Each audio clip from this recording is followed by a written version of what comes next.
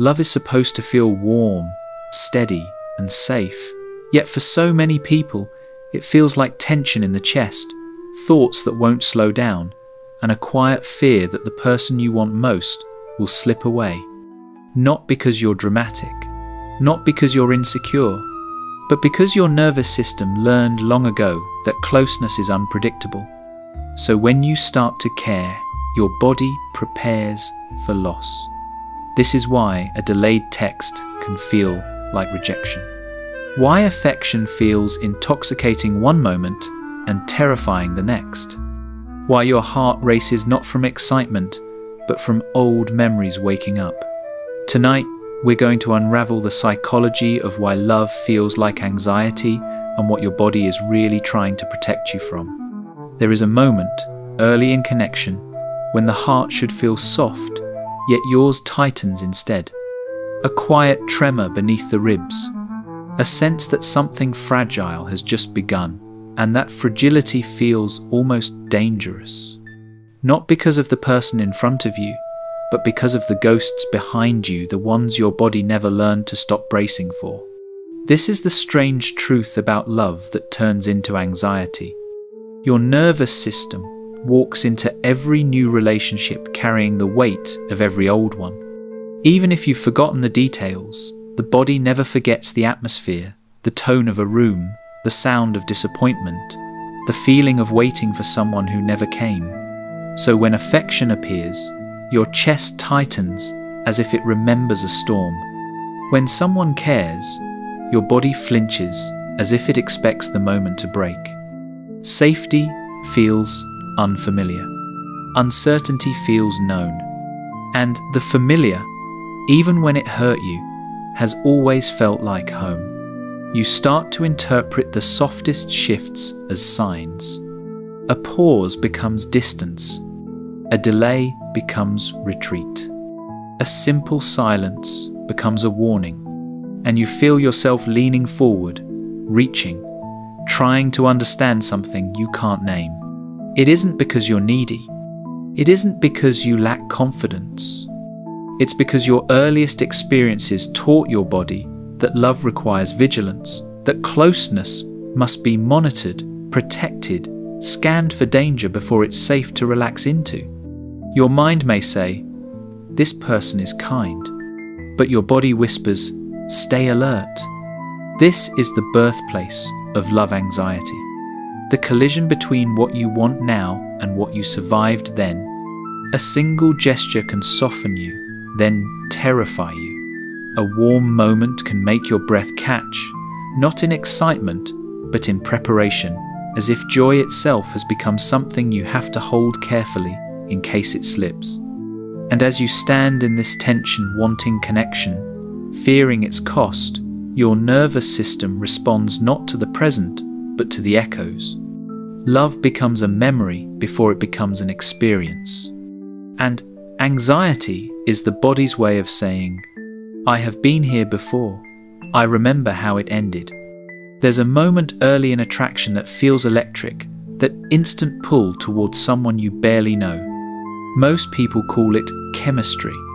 But for those whose bodies learn to brace for love, chemistry often has a different meaning. It feels like recognition. Not the kind that comes from the soul, but from the nervous system.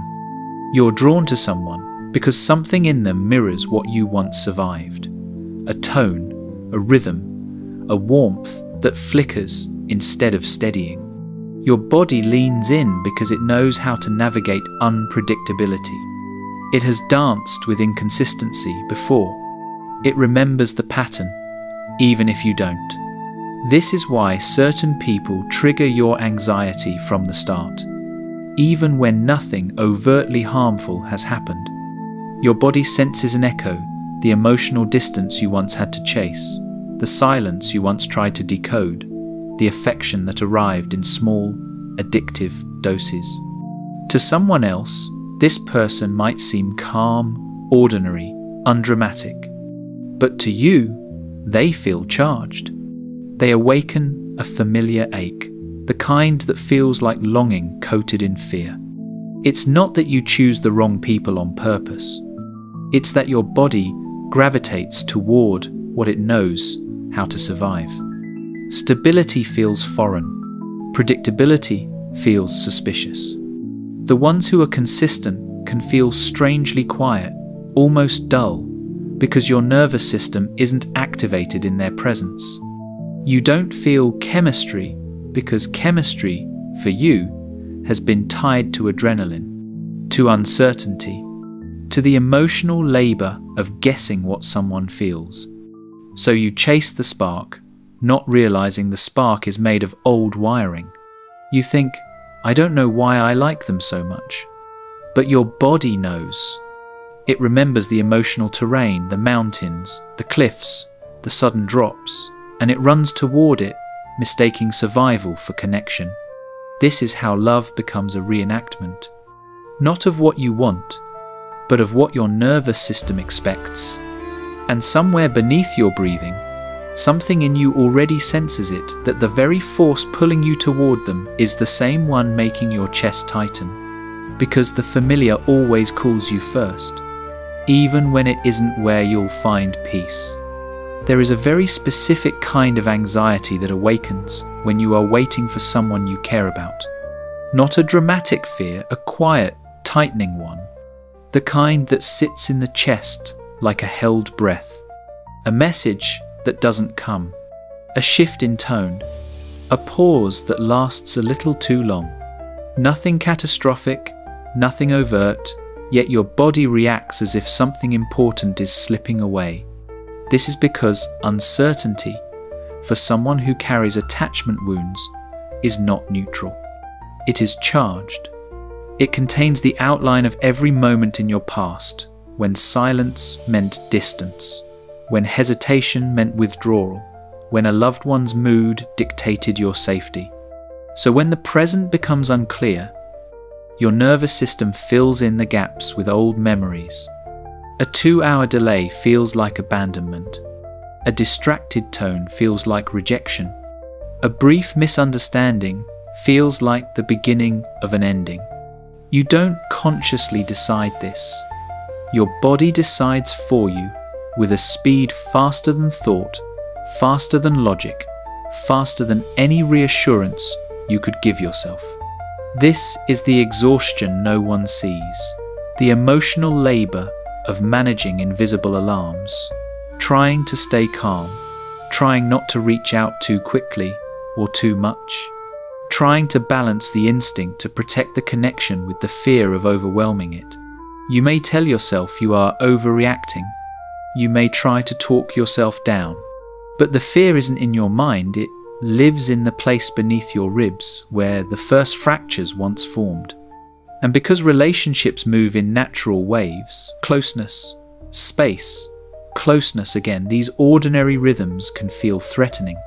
The temporary spaces between moments of connection become places where your body prepares for loss, which is why the smallest uncertainty can make your heartbeat feel loud enough to echo, why your thoughts scatter into a dozen possible futures, why part of you feels like you're always on the verge of being left even when you're not. Because waiting is not just waiting when your history has taught you that love can disappear between one breath and the next. And somewhere inside that quiet panic, a deeper story begins to surface, one you've carried for far longer than you realize. There comes a point in every anxious connection where you find yourself reaching not for affection, but for certainty.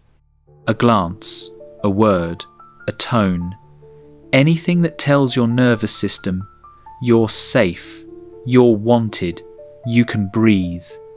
For a moment, reassurance feels like exhaling after holding your breath far too long. But the relief never lasts. Not because you're demanding or dramatic, but because reassurance was never meant to be the foundation of safety, only the reminder of it. And when safety was inconsistent early in your life, even the warmest reassurance dissolves quickly, like water slipping through cupped hands. You ask, "Are we okay?" You replay the conversation. You reread the text. You try to interpret inconsistencies that may not even exist, because your body is searching desperately for a signal it never learned to trust. Reassurance becomes a cycle. You feel anxious. You seek closeness. You feel relieved. The relief fades. The anxiety returns. It isn't because you're too much. It's because your nervous system doesn't know how to hold safety on its own. So it borrows it from someone else. And in the moments when they pull back to take a breath, to think, to rest, to simply be human, your mind doesn't interpret space as normal. It interprets it as danger. You feel yourself tightening, scanning, reaching, hoping to catch the shift before it becomes a loss. Your stomach drops. Your thoughts race. What should be a small moment becomes an emotional earthquake, not because of what they did, but because of what their absence awakens in you. Reassurance temporarily soothes the wound, but it can't rewrite the body's memory of instability. It can only press pause on the panic. So you chase the next moment of closeness, and the next, not out of neediness, but out of a longing to feel steady for once. To feel like you don't have to earn love by proving you're good enough, patient enough, available enough. This is the hidden fatigue of anxious attachment, being held for a moment, then falling through the gaps again. A cycle that continues until you finally realize the truth your body has been whispering all along. The safety you're looking for won't come from chasing someone's certainty, but from healing the place in you that never had any. There is a moment in every anxious love where the present stops feeling like the present, where something small, a sigh, a delay, a distant look opens a door you didn't realize was still inside you. A door that leads back to the first place you ever learned what love felt like.